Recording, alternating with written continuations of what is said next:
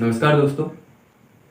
नगर नियोजन के अंतर्गत अभी तक हमने देखे हड़प्पा सभ्यता के प्रमुख नगरों के बारे में। तो आज का हमारा टॉपिक इतिहास के अंतर्गत रहेगा। जिन नगरों के बारे में हमने देख लिया था उन्हीं के पश्चात जो भी प्रमुख नगर बचे हुए थे उन नगरों के बारे में आज हम देखेंगे। मैं देव वर्मा स्वागत करता हूं आप सभी का आपके अपने यूट्यूब चैनल देव वर्मा एकेडमी पर। साथियों, अभी तक हमने 5 प्रमुख नगर के बारे में देखा। तो 6वां, 7वां, 8वां, 9वां, 10वां और 11वां, इन 11 प्रमुख नगरों के बारे में हमें देखना है। तो क्वेश्चन ये उठता है कि क्या प्रमुख इन 11 नगरों से ही क्वेश्चन आते हैं? तो ऐसा बिल्कुल नहीं है कि सिर्फ इन्हीं से क्वेश्चन आते हैं, लेकिन ऐसा भी है कि अधिकांशतः इन्हीं से क्वेश्चन आते हैं। कुछ नगर ऐसे हैं जिनको जब हम हड़प्पा सभ्यता में और भी पढ़ते जाएंगे तो कुछ महत्वपूर्ण साक्ष्य अगर मिले हैं तो हम उसमें बीच में पता चलता जाएगा कि कौन से नगर से कौन सा साक्ष्य मिला है।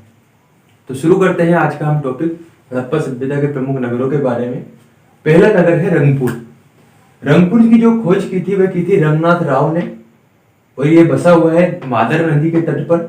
अगर वर्तमान में हम बात करें तो वर्तमान में जो आपका गुजरात राज्य है उस गुजरात राज्य में एक क्षेत्र है काठियावाड़ क्षेत्र। तो गुजरात राज्य के काठियावाड़ क्षेत्र में बसा हुआ है आपका रंगपुर। इसकी खोज की रंगनाथ राव ने 1953-54 में। अब यहाँ से साक्ष्य की बात करें तो हमें यहाँ से प्रमुख रूप से साक्ष्य मिला धान की भूसी अर्थात चावल के साक्ष्य, 3 संस्कृतियों के अवशेष और नालियां।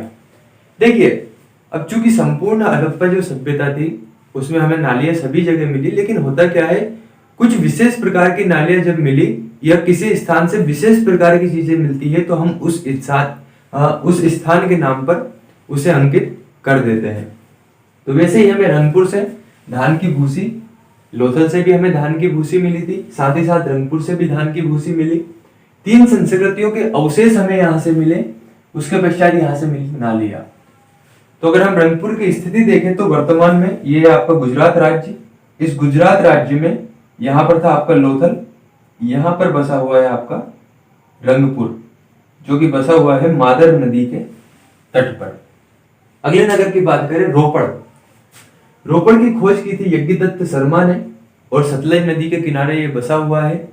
वर्तमान की स्थिति की बात करें तो जो पंजाब राज्य है, इस पंजाब राज्य का एक जिला है रोपड़। इस रोपड़ के तट पर बसा हुआ है आपका रोपड़। और 1953 से 1956 में यज्ञदत्त शर्मा द्वारा इसकी खोज की गई थी। मानव के साथ कुत्ते दफनाने का साक्ष्य हमें यहाँ से मिला। जिस तरीके से 837 प्रकार की वस्तुएं हमें 37 प्रकार की वस्तुएं उस कब्रगाह से या उस कब्रिस्तान से मिली थी, उसी तरीके से मानव के साथ यहाँ पर कुत्तों को दफनाया गया था या कुत्ते दफनाने के साक्ष्य मिले। स्वाभाविक सी बात है, ये यहाँ पर परलौकिक सत्ता को इंगित करता है। तांबे की कुल्हाड़ी मिली। अब देखिए, तांबे की कुल्हाड़ी के साथ साथ हमें यहाँ पर ये देखा गया कि जो रोपड़ की नगर था उस रोपड़ के नगर में यहाँ पर हमें बैलगाड़ी के पहियों के साक्ष्य भी मिले। अर्थात बैलगाड़ी की पहियों के साक्ष्य, तांबे की कुल्हाड़ी और मानव के साथ कुत्ते दफनाने का साक्ष्य मिला हमें रोपड़ से। तो रोपड़ की अगर हम बात करें तो रोपड़ की स्थिति कुछ इस तरीके से है। आपके पंजाब के अंतर्गत जो पंजाब का रोपड़ जिला है, इस पंजाब के रोपड़ जिले में आपका रोपड़ बसा हुआ सतलज नदी के किनारे। यहाँ से प्रवाहित हो रही थी आपकी सतलज नदी कुछ इस तरीके से। रोपड़ को वर्तमान में रूपनगर के नाम से भी जाना जाता है। तो आप रोपड़ या रूपनगर जो भी जिला आता है उसको आप यहाँ पर आंसर कर सकते हैं। अगला नगर है हमारा आलमगीरपुर। आलमगीरपुर की बात करें तो आलमगीरपुर की जो खोज की थी वो की थी यज्ञदत्त शर्मा ने 1958 में। यह हिंडन नदी के तट पर बसा हुआ है और वर्तमान इसकी स्थिति है उत्तर प्रदेश का मेरठ जिला। उत्तर प्रदेश के मेरठ जिले में आलमगीरपुर बसा हुआ है। हड़प्पा सभ्यता का सबसे पूर्वी स्थल है, अर्थात सबसे पूर्व में जो स्थल बसा हुआ है वह है आपका आलमगीरपुर। यहाँ से साक्ष्य की बात करें तो मृदभांड या जो बर्तन होते हैं, इन बर्तनों पर मरी गिलहरी के चित्र हमें यहाँ पर देखने को मिले। साथ ही यहाँ पर हमें सांप और रीछ की मृण मूर्तियां मिली। देखिए, जब आग में मिट्टी की बनी मूर्तियों को पकाया जाता है तो उसे मृण मूर्तियां कहा जाता है।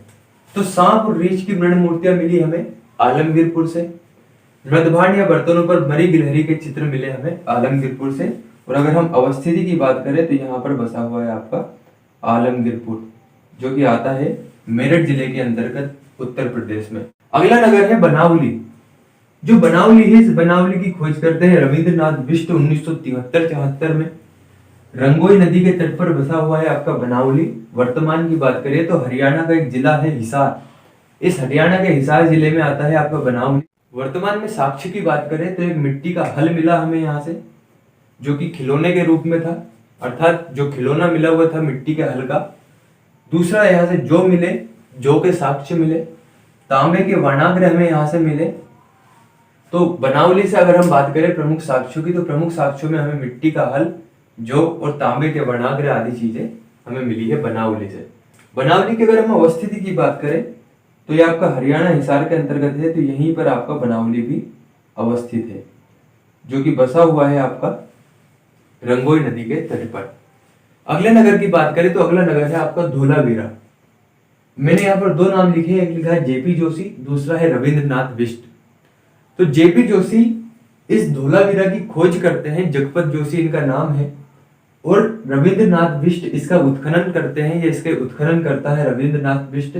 1990-91 में धोलावीरा का उत्खनन किया जाता है। गुजरात के कच्छ जिले में धोलावीरा अवस्थित है। अगर हम धोलावीरा की बात करें तो धोलावीरा का अर्थ होता है सफेद कुआं। एकमात्र ऐसा नगर था धोलावीरा जहां पर हमें नगरों के 3 भाग दिखाई दिए। जैसे हमें अभी तक 2 भाग दिखाई देते थे, पूर्वी टीला, पश्चिमी टीला, लेकिन इसमें एक और भाग था जिसका नाम था मध्य भाग। दूसरी बात धोलावीरा के परिप्रेक्ष्य में कि भारत में जितने भी नगर हड़प्पा सभ्यता से संबंधित मिले, उन सभी नगरों में सबसे बड़ा नगर भारत के अंतर्गत बात की जाए तो वे था आपका धोलावीरा। तो धोलावीरा का सामान्य सा अर्थ है सफेद कुआं। तो यहाँ से जो साक्ष्य मिले हैं वे पॉलिशदार श्वेत पाषाण खंड, अर्थात पॉलिशदार सफेद पत्थर यहाँ से मिले। सिंधु लिपि के 10 बड़े अक्षर हमें यहाँ से मिले। अब देखिए, सिंधु लिपि से संबंधित हमें बहुत ज्यादा अक्षर नहीं मिले, इसलिए जो 10 अक्षर हैं, ये 10 अक्षर सिंधु लिपि से संबंधित अत्यंत महत्वपूर्ण है। अगला है जल की अद्भुत व्यवस्था। जैसा कि आप जानते हैं हड़प्पा सभ्यता में जल निकासी की सबसे अद्भुत व्यवस्था थी, उसमें भी सबसे अच्छी व्यवस्था थी आपकी धोलावीरा में। तो धोलावीरा की वर्तमान स्थिति की बात करें तो धोलावीरा आपका यहाँ पर गुजरात के कच्छ जिले में अवस्थित है, जिसे कहा जाता है सफेद कुआं। अगले नगर की बात करें, अगला नगर है कोट दीजी। फजल अहमद इसकी खोज करते हैं, इसका उत्खनन करते हैं 1953 में। सिंधु नदी के तट पर बसा हुआ आपका कोट दीजी, जो कि आता है सिंध प्रांत या पाकिस्तान के अंतर्गत। किलेबंदी का साक्ष्य नहीं, अर्थात यहाँ से जो प्रमाण मिला है, अगर हम यहाँ के किलों को देखें तो यहाँ पर या दुर्ग को देखें तो यहाँ पर हमें किलेबंदी का साक्ष्य नहीं मिला। पूरी हड़प्पा सभ्यता में हमें किलेबंदी का साक्ष्य मिलता है, लेकिन एकमात्र नगर था कोट दीजी जहाँ से हमें किलेबंदी का साक्ष्य नहीं मिला। तो ये आ रही थी आपकी सतलज नदी, यहाँ से ऊपर की ओर से आ रही थी आपकी चिनाब नदी, रावी नदी, इस तरीके से नदियां प्रवाहित हो रही थी। यहाँ पर आकर आपकी सिंधु नदी में मिल रही थी, आगे की ओर सिंधु नदी बढ़ रही थी। तो ये हो गया आपका पाकिस्तान। इस पाकिस्तान में एक प्रांत सिंध प्रांत, इस सिंध प्रांत में यहाँ पर बसा हुआ है आपका कोट दीजी। फजल अहमद साहब इसकी खोज करते हैं, सिंधु नदी के तट पर बसा हुआ है। किलेबंदी का हमें यहाँ से कोई साक्ष्य नहीं मिलता है। क्योंकि हमारे कंप्लीट नगर यहाँ पर होते हैं, अधिकांशतः नगरों के बारे में हमने यहाँ पर देख लिया जहाँ से क्वेश्चन बनते हैं। तो कुछ नगर ऐसे भी हैं जहाँ से क्वेश्चन आ जाता है, जैसे सुरकोटदा। इसी धोलावीरा के पास में एक नगर है सुरकोटदा, जहाँ से हमें घोड़े के अस्थि पंजर मिलते हैं। इतिहासकारों में मतभेद हुआ कि यहाँ पर घोड़ों का उपयोग किया जाता था अथवा नहीं। तो यहाँ से जब अस्थि पंजर मिले तो इससे सिद्ध हो गया कि यहाँ पर घोड़ों का भी उपयोग किया गया था। तो और भी हड़प्पा सभ्यता की जब हम आर्थिक जीवन, सामाजिक जीवन, राजनीतिक जीवन के बारे में पढ़ेंगे तो वहां पे उन नगरों का उल्लेख मिल जाएगा जिनसे जो साक्ष्य मिले हैं। प्रमुख नगरों के बारे में हमने देख लिया जहां से अधिकांशतः क्वेश्चन बनते हैं। तो अब आप जिस भी एग्जाम की तैयारी कर रहे हैं जिसमें इतिहास से संबंधित क्वेश्चन आते हैं, तो आप उसके पुराने प्रश्न पत्रों को देखिए और देखिए कि कहाँ से कौन सा क्वेश्चन बना हुआ है और उन क्वेश्चनों को हल करते जाइए, तो आपको आसानी से समझ भी आ सकेगा और आपके क्वेश्चन भी हल होते रहेंगे। तो अब देखते हैं हम अगले लेक्चर में हड़प्पा सभ्यता की आर्थिक व्यवस्था या सामाजिक व्यवस्था के बारे में।